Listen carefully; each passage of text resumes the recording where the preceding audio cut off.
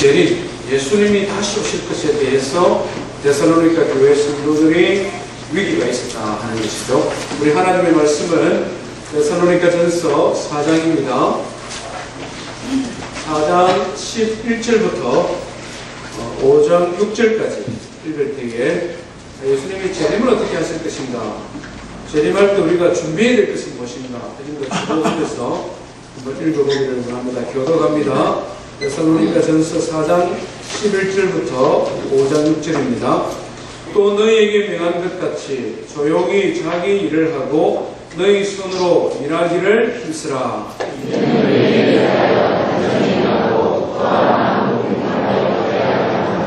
형제들아, 자는 자들의 관하에는 너희가 알지 못함을 우리가 원하지 아니하노니 이는 소망 없는 다른 이와 같이 슬퍼하지 않게 하려 함이라.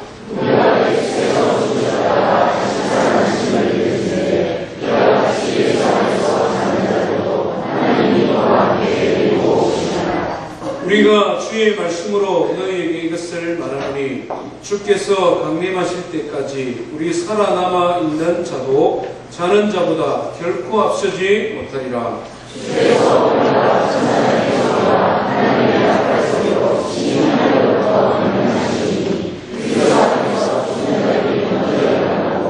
그 후에 우리 살아남은 자들도 그들과 함께 구름 속으로 끌어올려 공중에서 주를 영접하게 하시리니 그리하여 우리가 항상 주와 함께 있으리라. 형제들아, 때와 시기에 관하여는 너희에게 쓸 것이 없음은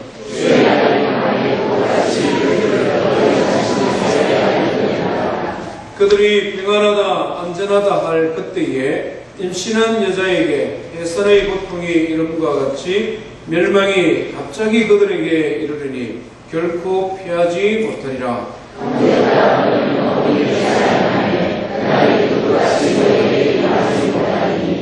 너희는 다 빛의 아들이요 낮의 아들이라. 우리가 밤이나 어둠에 속하지 아니하나니 그러므로 우리는 다른 이들과 같이 하지 말고 오직 되어 정신을 차릴 자라. 아멘. 건전한 재림신앙은 성도들로 하여금 세상을 살아갈 수 있는 힘과 능력, 용기를 줍니다. 특별히 고난과 핍박을 이길 수 있는 그런 힘이 되는 것이죠. 그렇기 때문에 재림신앙을 가진다 하는 것은 과거 미래에 있을 막연한 일이 아니라 지금 현재 우리의 데살로니가 교회가 참 모범적인 교회라고 했을 때 우리가 세 가지를 이야기했지 않습니까? 믿음의 역사가 있고 사랑의 수고가 있고 소망의 인내가 있는 교회다. 특별히 예수 믿자마자 핍박이 이들에게는 다가왔습니다. 동족인 유대인들이 그들을 핍박했습니다. 로마 시민들, 군인들이 그들을 핍박했습니다. 말하자면은 안팎으로 핍박을 당하는 거죠. 지난주에 살펴본 것처럼 예전에 죄로 여기지 아니했는 그런 엄난한 문화 속에서 하나님의 말씀을 통해 배우고 이게 죄구나. 그래서 이제 나는 거룩한 삶을 살는다. 이것도 사람들에게 핍박의 대상입니다. 조롱의 대상입니다. 우리 경험해 봐서 알지 않습니까? 내가 신앙을 한번 열심히 살아보려고 예배 시간도 충실하고 또 예전에 좋아하던 음주 가무를 내려놓으면 친구들이 뭐라고 말합니까? 얼마 이거 이상하다 이러잖아요. 이상하다. 교회 가면 이상해졌다. 이런 식으로 졸아간다는 거예요. 데살로니가 교회의 성도들이 그런 환경 가운데 있지만 그래도 이겨내셔서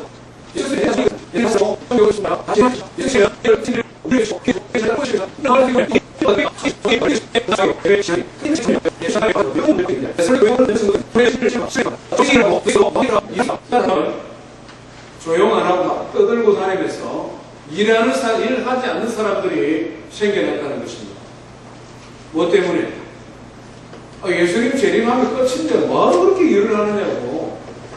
내가 볼 시간 필요 없어. 예수님 재림할 건데 그냥 있는 거 가지고 먹고 조금 늦으면 집도 팔고 돈도 팔고 차례차례 팔고 먹고 살다가 예수님 재림하면 끝인데 고생하지 마라. 이런 사람들이 조금 있었던 것 같습니다.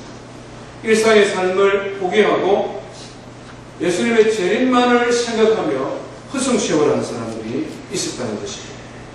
두 번째는 잘못된 재림신앙 때문에 고통 가운데 있는 사람도 있었습니다. 오늘 13절부터 15절 말씀인데, 이 사람들은 바울 사도로부터 하나님의 말씀을 배웠으나 짧은 시간, 약 3주 정도밖에 배우지 못했습니다. 예수님이 재림하신다, 그 말씀을 듣고 굉장히 흥분하고 소망을 생겼는데 디테일한 내용을 잘 몰랐습니다. 그 사람들은 어떤 생각을 했냐니까, 예수님 재림하실 때 살아있는 사람만 구원을 받는다 생각했습니다. 그런데 그 재림하실 예수님을 기다리고 있었는데, 함께 고난과 핍박에도 불구하고 신앙을 지켰는데 연세많은 아버지가 돌아가셨습니다. 그러니까 어떤 생각이 듭니까? 조금만 더 참으면 우리 아버지 예수님 재림하면 천국 갈 건데, 이렇게 억울하게 죽어버리면 어떡하나 막 통곡하며 우는 겁니다. 왜? 사람이 죽어버리면 예수님 재림하실 때 못 만나고 못 보기 때문에 천국 못 간다는 생각을 가졌다는 거죠. 잘못된 재림신앙, 잘못된 지식이 사람으로 하여금 고통에 빠지게 만들었다는 거죠. 5장 1절부터 3절에는 또 다른 유형의 잘못된 재림신앙을 가진 사람들의 모습이 보입니다. 이 사람들은 어떤 사람이냐면,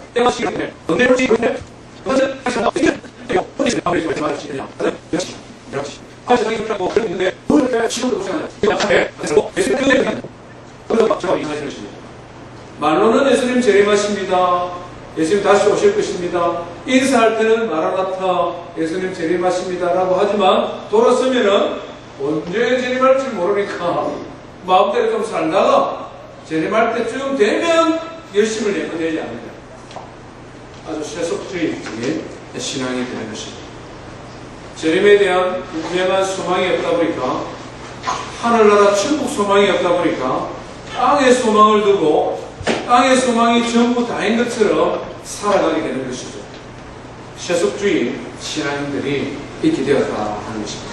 대부분의 성도들은 건강한 재림신앙을 가지고 고난과 핍박에도 불구하고 자기 위치에서 최선을 다하며 하나님을 섬기며 성숙한 믿음의 사람으로 성장해 가는데, 일부의 사람들은 잘못된 신앙 때문에 고통을 당하기도 하고 허송세월 하기도 하고 세속주의 신앙인으로 변절되어져가는 그런 위험이 데살로니가 교회 성도들에게 있었다 하는 것입니다. 말씀을 연구하면서 오늘 이 시대에 우리 성도들은 어떤 재림신앙을 가지고 있을까 한번 생각해 보았습니다. 예수님 다시 오실 걸 믿습니까? 네. 확실히 믿습니까? 우리 재림신앙에 대한 우리는 좀 상처가 있습니다. 우리 한국 사람들은 그렇지 않습니까? 예전에도 했습니다만은 한국 사회에 큰 무리를 일으키고 충격을 주었던 것이 1992년 10월 28일 날 예수님 재림한다, 그런 사람들이 있었죠. 다미 선교회를 비롯한 이장림 목사와 그를 따르는 무리들이었습니다. 이 사람들은 1992년 10월 28일 예수님 재림한다, 학생들은 학교를 포기를 했습니다. 직장인들은 휴직 내지는 사직을 했습니다. 그리고 그것을 말리는 가정을 떠나 가출을 했습니다. 그러면서 온 사람들을 만나면서 그냥 도시락 사들고 다니면서 92년 10월 28일 예수님 재림한다. 결과적으로는 재림 안 하셨죠?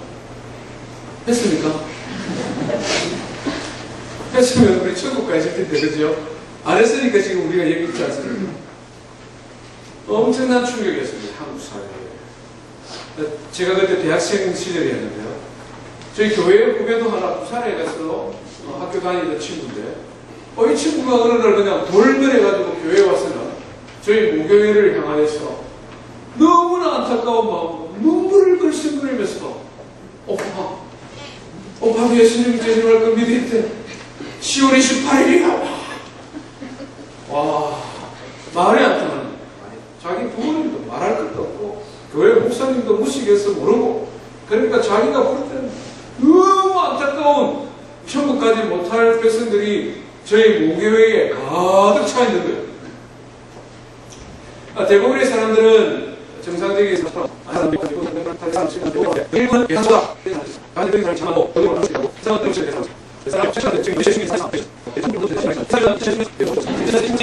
베리칩을 다 사람들이 받을 때쯤 예수님 재림하신다. 이런 책을 적고 지금도 열심히 재림 예수님을 선전하고 있습니다. 대표적인 기독교 이단 한국 토종 이단 중에 하나가 안상홍 정인회라고 있습니다. 안상홍 정인회 하나님의 교회. 1985년 부산에서 집회 마치고 식당에서 식사하다가 뇌졸중으로 돌아가신 안성홍이라는 분을 교수로 모십니다. 재림 예수죠. 자칭 재림 예수. 자칭 재림 예수가 왜 뇌졸중으로 돌아가시는지 이해를 잘 못하겠습니다. 근데 이분이 이제 돌아가시고 난 다음에는 재림 예수의 영이 자기의 아내인 장길자, 그때는 이제 그냥 아내였는데 돌아가고 나니까 사람들이 어린 양의 아내다, 하나님의 신부다, 이런 식으로 이야기를 해서 이 장길자라는 여인을 중심으로 하나님의 교회 안상홍 정인회가 지금도 이렇게 역사하고 있습니다. 우리 몽고메리에도 이분이 한 분 오셨죠. 현대사의 부장이 한 분 오셨는데 그 분의 부인이 열성 안상홍 정인회의 말하자면 신도 운동원이었습니다. 그래서 신도들 중에 우리 집에 비디오 보러 오라고 그러고 그 다음에 또 머리 말아줄게 오라고 그러고 머리 말면은 계속 앉아서 봐야 되잖아요. 이분들이 가지고 있는 주된 특징이 그거거든요. 비디오 보여준다 그러고 집에 차 마시러 오라 그러면은 머리 말아가지고는 앉아있으면 비디오를 2시간짜리 보여줍니다. 이분들은 상습범이에요. 1988년 잠실 주 경기장에 예수님 재림한다라고 이야기했습니다. 계산 착오가 있어서 1999년에 또 재림한다고 이야기했습니다. 또 계산 착오가 또 생겼습니다. 2012년 전 세계적으로 2012년 12월 며칠 세계 종말이 온다. 거기에 편성해서 또 종말이 온다에 대해서 이야기를 했습니다. 그러면 사람들이 그렇게 미혹을 안 되게 되는데 지금도 많은 사람들이 안상홍 정인의 미혹에 넘어갑니다. 참 안타까운 노릇이죠. 우리 한국 교회를 지금 시끄럽게 하고 있는 한국 사회의 무리를 일으키고 있는 신천지 장막성전, 정확한 이름은 신천지 장막성전입니다. 이만희 씨가 교수로 있는 분인데요. 이분은 이단의 여러 가지 요소들을 다 가지고 있습니다. 예수님의 신성을 부인합니다. 예수님이 인간으로 오셨는데 그것은 하나님의 성령이 청년 예수의 몸을 잠깐 빌렸다. 그렇기 때문에 예수님은 신이 아니고 성령이 잠깐 빌렸다가 청년이 되는 것이죠. 자기들의 이 교리를 합리하기 위한 그런 교리를 만드는 거죠. 왜냐하면 예수님의 몸을 잠깐 빌렸던 성령이 지금은 누구에게 와 있다고 이야기합니까? 이만희 자기에게 와 있다니. 그렇기 때문에 자기가 재림 예수라는 것입니다. 예수님의 신성과 인성을 부인하죠. 성경을 전체를 보면 자기가 이단이라는 것이 너무나 분명하지 않습니까? 그러다 보니 마태복음 25장과 요한계시록을 빼놓고는 다른 모든 성경의 말씀은 옛날에 지나간 거다. 왜냐하면 마태복음 25장이 말세에 있을 징조에 대한 예수님의 예언의 말씀입니다. 옛날 말씀 다 지나갔고 새로운 말씀, 새로운 약이 마태복음 25장이고 요한계시록인데 그 말씀에 의하면 자기가 뭐라고요? 그 말씀에 의하면 자기가 재림 예수라는 거예요. 근데 이 재림 예수께서 관절염이 심해가지고 서울대학병원에 그 환자 대기실에 앉아가 있는 이 모습을 누가 사진을 찍어가지고는 이렇게 웹사이트에 올렸어요. 재림 예수께서 관절염이 좀 있어가지고 병원에 대기하고 있어요. 그런데 이 신천지 장막성전이 종말 안에서도 굉장히 문제를 일으키는데 뭐냐면 장막성전 안에 있어야 구원받는다는 것입니다. 장막성전 안에 있어야 된다. 안에 장막성이 있고 안에서도 예수님이 유명하실 때다.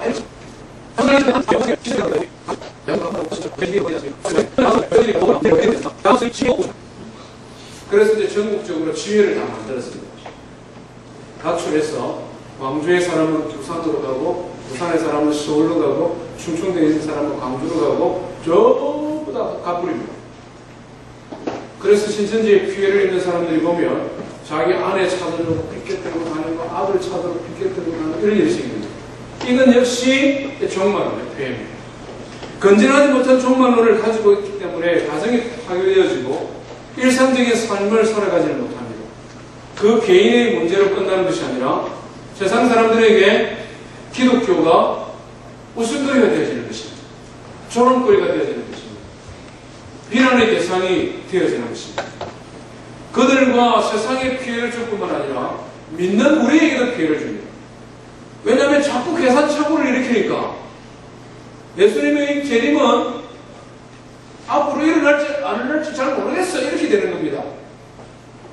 앞으로 일어나더라도 먼 훗날 어느 날 일어날 것이기 때문에 지금 나의 신앙생활과는 별 관계없는 것처럼 생각합니다. 예수님의 재림에 대하여 말 자체를 많이 하지는 않습니다. 말은 하더라도 입으로는 하나님의 기록되어져 있는 말씀이기 때문에 그럼요 예수님 재림하시죠. 그러나 언제일지 모르니까 앞으로 먼 미래에 있을 일이니까 지금 대학은 별 관계 없습니다. 기독교 신앙의 너무나 소중한 천국 소망을 잃어버리게 만든다는 것입니다. 천국 소망을 잃어버리면, 진정한 소망을 잃어버리면 가짜 소망을 붙들고 살아갈 수밖에 없는 것입니다. 우리 인생은 모두가 다 소망을 품고 살아가게 되어 있습니다. 왜 그렇습니까? 100% 만족한 삶을 살아가는 사람이 이 세상에 아무도 없기 때문에. 진정한 천국 소망, 천국의 위로, 천국에 하나님의 은혜가 있는데 이것을 희미하게 만들어버리고 이것을 우스운 것으로 만들어버리니 이것을 버리고 땅의 소망을 붙들고 살아요. 믿는 자들조차도. 내가 예수 믿어도 땅에서 잘 사는 것이 목적이고 내가 교회를 봉사하는 것도 하나님께서 나를 보시고 이 땅에서 축복해 주는 것이고 내가 남들 모르는 수고를 하고 기도 생활을 열심히 하는 것도 천국 소망은 별 관계없고 이 땅에서 뭔가 문제를 해결하는 땅의 소망을 가지는 사람으로 믿는 사람들조차 그렇게 변화되어져 버린다. 우리는 건강한 건전한 재림신앙을 회복해야 되겠습니다. 데살로니가 교회뿐만 아니라 오늘 이 시대 우리 역시 마찬가지입니다. 바울사도는 이와 같이 신앙생활하는 것을 세상에 가장 불쌍한 사람이라고 했습니다. 고린도전서 15장 19절에 뭐라고 말합니까? 만일 그리스도 안에서 우리가 바라는 것이 다만 이 세상뿐이면, 이 세상의 삶뿐이면 모든 사람 가운데 우리가 더욱 불쌍한 자다. 예수 믿는 사람은 이 세상의 삶 끝이 아니라 영원한 천국의 소망, 그것이 너무나 영광스러운 것이기 때문에 이 세상의 환난과 핍박이나 역경이나 이 세상의 마음 아프게 하는 모든 것을 이기게 하는 것이 천국의 소망인데 이걸 잃어버리니 세상에서 제일 불쌍한 사람입니다. 그러면 성경에서 우리에게 말씀하는 바른 재림신앙은 어떤 것일까? 오늘 짧은 시간에 두 가지만 생각해 보기를 원합니다. 첫 번째로 우리 한번 같이 합시다. 예수님의 재림을 정확하게 알고 믿자. 정확하게 알고 믿어야 돼요. 신구약 성경 가운데 많은 예언의 말씀이 있는데 가장 많은 예언의 말씀은 예수님의 재림에 대한 말씀입니다. 구약 성경에 보면 예수님의 초림을 199번 성경에 기록되어야 된다. 신학자들이 이렇게 연구를 했습니다. 199번. 이 땅에 오실 예수님. 그런데 신약 성경에 보면 예수님의 재림에 대한 성경의 구절이 얼마나 등장하느냐니까 318번.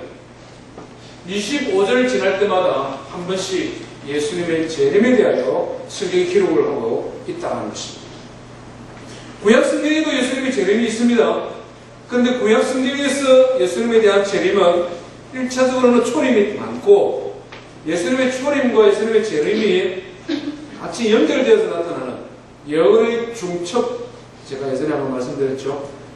멀리 산을 보면 가까운 산과 뒤에 있는 산이 붙어 있는 것 같지만 실제로는 이 산과 이 산 사이에는 강도 있고 들판도 있고 공간도 있고 멀리 있는데 멀리서 보면 붙어있는 것처럼 보이는 것처럼 구약시대의 예수님의 초림과 예수님의 재림의 예언은 이렇게 붙어있는 것 같습니다. 근데 신약시대의 예언은 너무 분명하게 말씀하고 있어요. 그것도 318편.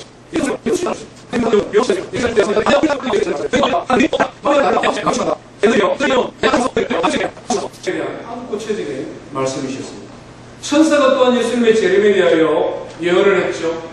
예수님이 승천하시는 것을 갈릴리 사람들, 예루살렘 사람들, 약 500명의 사람들이 감림산에서 예수님이 재림하는 것을 보고는 너무나 신기하게 와 어떻게 저런 일이 예수님 진짜 하늘 올라가시네요 막 이러고 있는데 천사가 나타나서 뭐라고 말했습니까? 갈릴리 사람들아 뭘 서서 하늘을 그렇게 쳐다보느냐, 뭐 이것이 대단한 일이라고 이렇게 요란을 떠느냐, 너희가 가는 것을 본 그대로 주님께서 다시 재림하시리라. 구름 타고 다시 오실 재림에 대하여 천사가 예언했습니다. 성경의 감동을 받은 예수님의 제자들, 성경을 기록한 모든 제자들이 예수님의 재림에 대하여 예언했습니다. 베드로후서 3장에서, 야고보는 야고보서 5장에서, 요한은 요한 1서, 2서, 3서에서, 요한계시록은 통째로 전체가 다 예수님의 재림에 대한 예언의 말씀입니다. 사도행전은 성령의 감동을 받아서 요한계시록을 기록하였고 제일 마지막 22장 20절 말씀에 뭐라고 기록합니까? 이것들을 전언하신 이가 가라사대. 요한계시록의 말씀을 주신 예수님께서 말씀하시기를 내가 진실로 속히 오리라. 요한이 그 음성을 들었습니다. 얼마나 흥분되고 가슴이 뛰겠습니까? 그래서 요한이 내가 진실로 속히 오리라 주님이 말씀하니까 뭐라고 대답했습니까? 아멘 주여 오시옵소서. 마라나타 이 말이에요. 아멘 주 예수여 오시옵소서. 오늘 우리가 읽은 바울 사도 역시 예수님의 부활하신 것을 목도한 사람이요 성령의 감동을 받아 성경을 기록했는데 그가 오늘 뭐라고 말씀합니까? 16절 말씀에 보니까 주께서 호령과 천사장의 소리와 하나님의 나팔 소리로 친히 하늘로부터 뭐 하신다? 강림하신다. 신약 성경에 318번이나 강조하고, 왜 강조합니까? 반드시 이루어질 일이기 때문에 그래요. 재림하시는 주님은 어떻게 재림하시느냐? 하는 성경이 말씀드렸지만 오늘 말씀해 보니까 호령과 천사장의 소리와 하나님의 나팔 소리로 하늘로부터 강림하신다. 아마 우리가 상상을 해보면 어느 날 갑자기 하늘에서 전 세계에 울리는 나팔 소리가 빵! 인데 그 나팔과 함께 사람의 우렁찬 목소리가 들리는데 천사의 목소리. 모든 민족, 모든 족속이 들을 수 있는 언어로 오순절 성령 강림이 임하실 때에 50개 지역의 세상에 흩어졌던 나라의 사람들이 와서 각 나라의 방언으로 성령의 음성을 들은 것처럼 예수 그리스도의 재림하실 때 하늘에서 올려오는 음성은 모든 민족, 모든 족속이 다 들을 수 있는 음성으로 오시는데 예수 그리스도 그가 오십니다. 뭐 이런 말씀 안 하겠습니까? 하늘로서 음성이 들리며 예수님께서 구름을 타고 이 땅에 오실 것입니다. 주님이 오실 때에는 참 마음가짐으로 오셨는데 재림에 오실 때는 권능을 주러 오신다고 말씀하고 있습니다. 주님의 때는 동방박사 몇 사람, 목동들 몇 사람, 가난한 베들레헴의 목동들만 예수님을 보았는데 재림하실 그때는 모든 민족, 모든 족속들이 볼 것이다. 요한계시록 1장 7절 말씀해 보니까 각 사람의 눈이 그를 볼 것이요 그를 찌른 자도 친히 볼 것이다. 무슨 말씀입니까? 살아있는 사람도 볼 것이요 이미 죽은 자도 다시 살아나서 예수 그리스도의 재림을 보게 될 것이다. 너무나 구체적으로 예수 그리스도를 창으로 찔러 죽인 그도 예수가 다시 살아나 부활하셨을 뿐만 아니라 강림하는 것을 볼 것이다. 초림 때는 가난하고 비천한 신분으로 누울 곳이 없어서 마구간에 누우셨던 분이 재림하실 그때에는 천군 천사들의 호의를 받으며 구름 맞춰 타시고 영광스러운 모습으로 이 땅에 재림하실 것이다. 주의 재림은 몇몇 사람만 보는 또는 영적으로 임하는, 그래서 믿는 사람들만 알아볼 수 있는 그런 모습이 아니라 우리의 이 두 눈으로 분명히 볼 수 있는 모습으로 예수님은 재림하신다. 지금도 이 세상의 지구상에는 자칭 재림 예수라고 주장하는 사람이 2,000명이나 있습니다. 전부 다 거짓말쟁이들. 성경을 한 번이라도 읽어본 사람은 자기 자신을 재림 예수라고 말할 수 없다. 왜? 믿는 사람 몇몇 사람 자기들끼리 모여서 이분이 재림 예수다, 관절병 걸려가지고 병원에 대기하고 있는 이 사람이 재림 예수다, 이런 예수가 아니라는 거예요. 장차 오실 재림 예수. 모든 민족, 모든 족속들이 각 사람의 눈이 그가 재림 예수로 오시는 것을 모든 민족, 모든 열방이 알 수 있도록 예수님은 재림하실 것이다. 재림하신 주님이 하실 일이 무엇입니까? 오늘 우리가 읽은 성경에 보니까 먼저 죽은 자들이 일어나고 우리 살아있는 자들도 구름 속으로 끌려올라가 예수 그리스도를 영접하실 것이다. 재림하신 주님이 하시는 첫 번째 있는 믿는 사람들을 불러 모으는 것입니다. 복음서를 읽어보니 이것을 구체적으로 표현하는데요. 그때에 그가 천사들을 보내어 자기가 택한 자들을 땅끝으로부터 하늘 끝까지 사방에서 모으시리니, 구원받은 하나님을 자녀들을 다 모아서 뭐 하시겠습니까?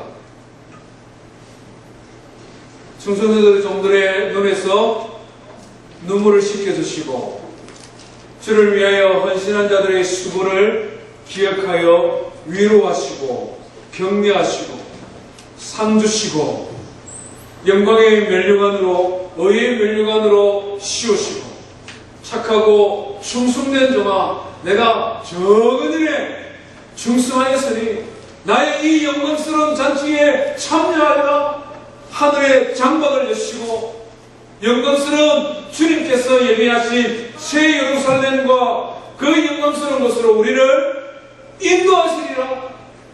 그렇기 때문에 주님의 재림의 날은 믿는 자들에게는 축복의 날이에요.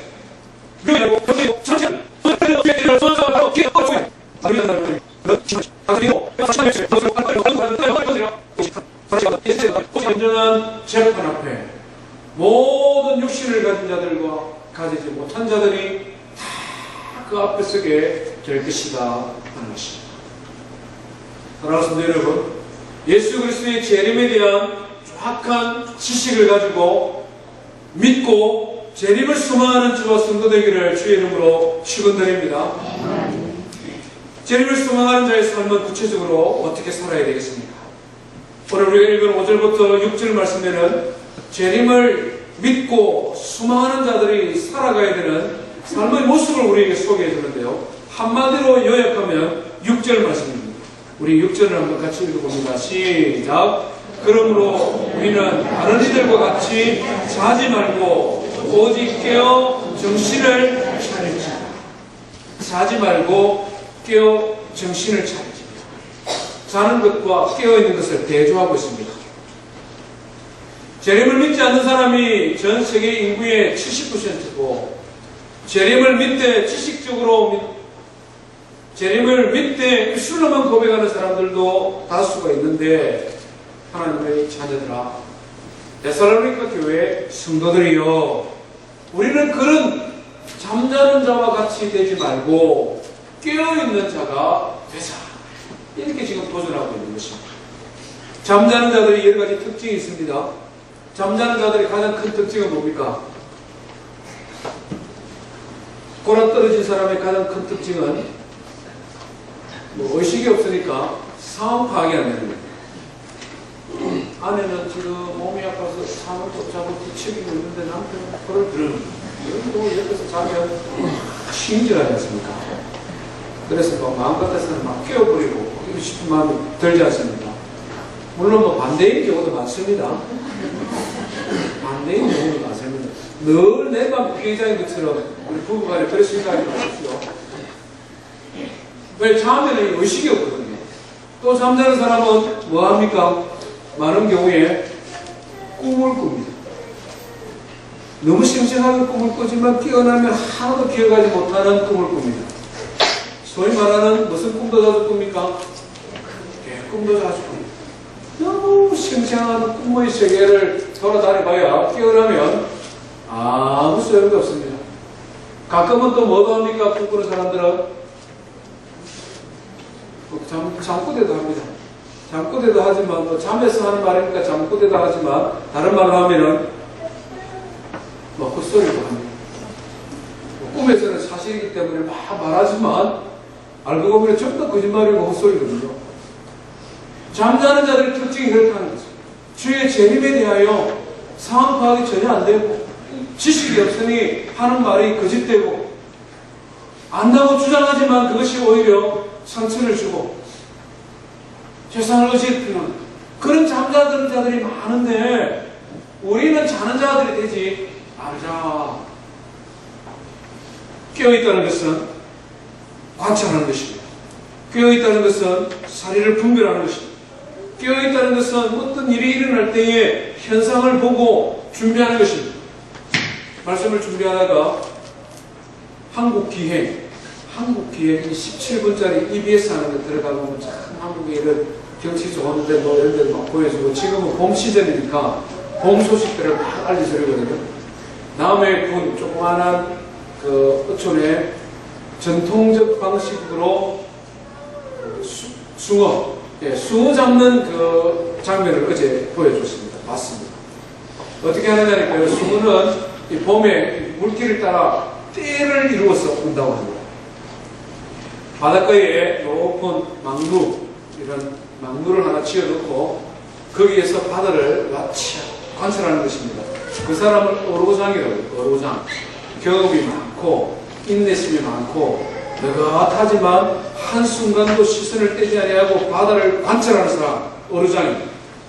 이 어로장이 그 바다를 보고 있는 것입니다. 그리고는 그물 쳐나온 대로 이 수무대가 오는 것이 보이면 그냥 무선으로 연락을 하면 저 밑에 마을에 있는 어부들이 마을 회관에 모여서 앉아서 밥 먹고 놀고 있다가 전화만 받으면 숟가락 던져놓고 바로 배 타고 쫙 가서 이 그물을 들어올려요. 안 그러면 들어갔다가 이 녀석들이 앞이 막혀있으면 돌아가 다 나가버려요. 전통적인 방식. 아무나 어로장을 못한대요. 연세 많은 어르신들, 이 동네 사람들이 끼리 때가 되면 밥을 다 도시락을 준비해서 가져다 드리면 이분은 먹으면서도 바다를 관찰합니다. 1년 농사가 한순간에 다 날아가 버리니까 몇 시간을 기다리는데 무슨 일이 삐릿삐릿 오는 것입니다. 출동! 이러니까 밥 먹던 사람들이 숟가락 들고 막 뛰어나가지고 그냥 막 배들을 쫙 나로 타고 가가지고 그물을 설치했는데 그물을 들어 올리는데 엄청난 숭어떼가 몇천 마리 그냥 잡혀있는 것입니다. 어로장. 끝까지 바다를 관찰하면서 언제일지는 모르지만 분명히 봄 되면은 숭어떼가 이 마을 앞으로 섬 앞으로 지나가는데 그 시기를 놓치면 안 되니까 보고 있는 것입니다. 깨어있으라. 분명히 주의 재림이 오실 것인데 그 재림의 때를 놓치지 않도록 깨어서 관찰하는 것입니다. 오늘 바울사도는 이 재림의 때를 깨어있어야 될 것에 대하여 두 가지 비유를 우리에게 들어서 설명하고 있는데요. 첫 번째는 무슨 비유입니까? 오늘 5장 1절 한번 보십시오. 5장 2절에 보면 주의 날이 어떻게 온다? 도둑같이 온다. 3절에서는요. 주의 날이 임신한 여인의 해산의 고통이 이런 것 같이 온다. 재림의 날은 반드시 오는데 밤에 도둑같이 오고 임산부가 애를 낳을 때 산통이 오는 것처럼 온다. 두 가지 비유를 가서 재림의 징조에 대해서 말하고 있는 겁니다. 공통점이 있고 차이점이 있습니다. 도둑같이 오는 것과 해산의 진통이 오는 것의 공통점은 갑자기 오는 겁니다. 산통 갑자기 오는 거 맞습니까? 우리 자매님들 산통 갑자기 오는 거 맞습니까? 우리 남자들 잘 모르거든요. 갑자기 온 거예요. 도둑도 내가 매달 며칠 날 가니까 주인 양반 준비하고 있으세요. 이런 도둑 없지 않습니까? 갑자기 오는 겁니다. 차이점이 있습니다. 도둑이 오는 것과 임산부가 산통이 오는 것은 차이가 있습니다. 무슨 차이가 있죠? 임산부의 산통은 알고 피할 수 없다 이거다. 아무리 갑자기 오지만 반드시 있다. 그렇지 않습니까? 갑자기 오지만 피할 수 없다 이거는 반드시 있다 이거는. 그래서 지혜로운 여성은 뭐합니까? 애기 낳기 전에 미리 준비하죠. 요즘은 다 돈만 있으면 더 편리하게 준비합니다만은 옛날 어른들은 어떻게 합니까? 삼배 떠서 기저귀 만들어 놓고 경우에 따라서는 집에서 애를 낳아야 되는 경우도 많으니 거기에 필요한 실도 만들어 놓고 가위도 만들어 놓고 촛불에 불을 당겨서 소독해야 되니까 그것도 만들어 놓고 옛날의 여성들은 언제 올지 모르지만 반드시 오기 때문에 그날을 철저히 준비해야 되는 것입니다. 먹을 것도 입을 것도 모든 걸 준비해야 됩니다. 준비 안 하는 것이 오히려 이상한 여성이고 어리석고 미련한 것이죠. 예수 믿는 사람들은 갑자기 오기는 갑자기 오지만 반드시 오는 것이기 때문에 준비할 수 있다는 것입니다. 준비할 수 있기 때문에 이것은 도덕처럼 올 것이 아니라 환한 대낮에 오는 것과 동일하다는 것입니다. 그래서 오늘 우리가 읽은 4절 말씀해 보니 형제들아 너희는 어두움에 있지 아니하며 그날이 도덕같이 너희에게 임하지 못한다. 왜? 환한 대낮에 오기 때문에. 5절에는 보니까 너희들은 다 빛의 아들이고 낮의 아들이기 때문에 우리가 밤이나 어둠에 있지 않기 때문에 주의 재림이 오되 당황할 것도 없고 염려할 것도 없다. 왜? 우리는 환한 대낮에 예수 그리스도의 재림을 보게 될 것이기 때문에. 예수님께서는 복음서 곳곳에서 종말에 있을 징조에 대해 많은 말씀을 주셨습니다. 그런 징조가 보이면, 그런 현상들이 일어나면 주의 재림이 임박한 줄 알고 뭐하나? 준비하라. 자는 자들과 같이 자지 말고 깨어나라. 세상의 모든 사람들 인구의 70%는 자고 있어도 이것은 얼마나 많은 사람들이 이건 다수결로 결정할 문제가 아니라 이거는 인구의 70%가 자고 있다고 같이 자지 말고 징조가 보이면 뭐해라? 깨어나서 정신을 차려. 많은 징조들이 있지만 바울 사도가 우리에게 주는 징조 한 가지 하나님 말씀 읽고 오늘 말씀을 마치고자 합니다. 우리 디모데후서 한번 찾아보십시다. 디모데후서 3장 1절로 5절 말씀 345페이지입니다. 말씀이 많은 징조들, 주의 재림을 알리는 징조들이 많이 있는데요. 누가 저 그리스도냐, 베리칩이 어떻느냐, 마지막 세대의 거짓 선지자가 어떻느냐, 이런 현상보다 더 중요한 것은 말세를 살아가는 사람들의 생각, 가치관의 변화, 이것이 더 큰 말세의 징조라는 것입니다. 우리 3장 1절부터 5절 한 목소리 한번 읽어보겠습니다. 시작. 너는 이것을 알라. 말세에 고통하는 때가 이르러 사람들이 자기를 사랑하며 돈을 사랑하며 자랑하며 교만하며 비방하며 부모를 거역하며 감사하지 아니하며 거룩하지 아니하며 무정하며 원통함을 풀지 아니하며 모함하며 절제하지 않으며 살아오며 선한 것을 좋아하지 아니하며 배신하며 조급하며 자만하여 쾌락을 사랑하기를 하나님 사랑하는 것보다 더하며 경건의 모양은 있으나 경건의 능력은 부인하니 이 같은 자들에게서 내가 돌아서라. 저와 푸른장로교회를 섬기는 성도 여러분, 재림은 반드시 있을 일에 대한 하나님의 약속이요 축복의 날이 되는 것을 믿으시기를 바랍니다. 세상 사람들이 뭐라고 해도 우리 믿는 자들은 어둠에 속하지 아니하였으니 빛의 자녀처럼 예수 그리스도의 재림을 준비하며 기대하는, 그래서 땅의 소망이 아니라 하늘의 소망 또 살아가는 저와 성도 되기를 주의 이름으로 축원드립니다.